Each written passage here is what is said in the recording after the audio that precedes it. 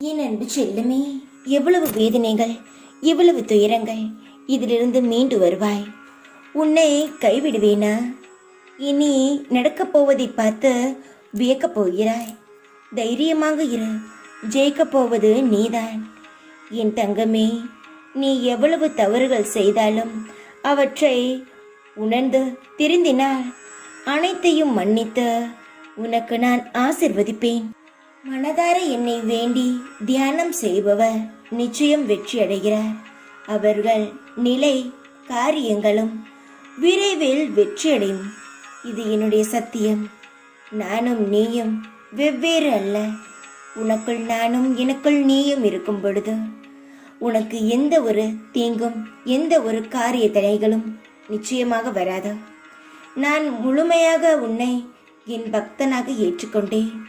நீ ஒவ்வொரு முறையும் என்னிடம் கேட்கும் பொழுது அமைதியாக இருந்த நான் இப்பொழுது சொல்கிறேன். உன்னுடைய பக்தியில் நான் என்னையே மறந்தேன்.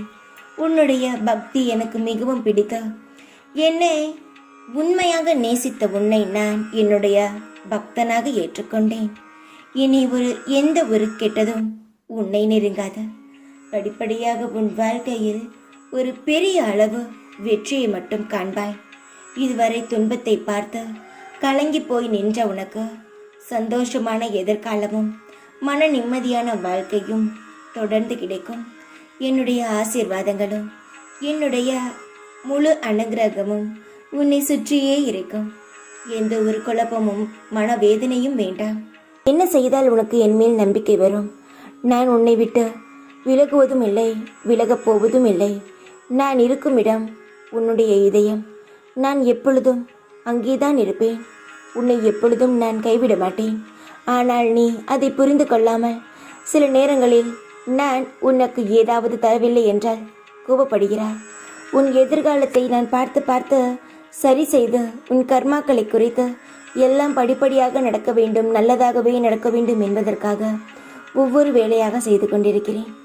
ஆனால் நீ அதை புரிந்து கொள்ளாமல் என் மீது பெரிய கோபம் வைத்திருக்கிறாய். கோபம் வேண்டாம். கோபத்தினால் எதையும் சாதிக்க முடியாது. அன்பால் என்னிடம் வா. நான் உனக்கு அன்பை அள்ளி தருகிறேன். உன் கஷ்டத்தை நான் போக்குகிறேன். உன்னை நிரந்தர சந்தோஷத்தை நான் தருகிறேன். உன்னை நினைக்காமல் ஒரு நொடி கூட நான் இருப்பது கிடையாது. நீ கூட என்னை மறக்கலாம், ஆனால் நான் உன்னை ஒரு பொழுதும் மறந்தது கிடையாது.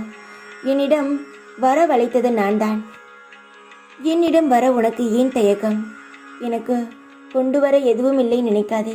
உன் மனம் போதும் எனக்கு. உன்னுடைய எல்லா துன்பங்களுக்கும் 2 மருந்துகள் உள்ளன. ஒன்று காலம், இன்னொன்று மௌனம். அமைதியாக இரு, காத்திரு. எல்லாம் படிப்படியாக நடக்கும்.